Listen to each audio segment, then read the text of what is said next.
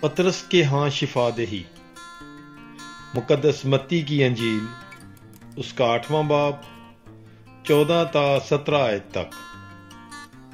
اور یسوع نے پطرس کے گھر میں آ کر دیکھا کہ اس کی ساس تپ سے پڑی ہے، اور اس نے اس کا ہاتھ چھوا اور تپ اس پر سے اتر گئی، اور وہ اٹھ کھڑی ہوئی اور اس کی خدمت کرنے لگی۔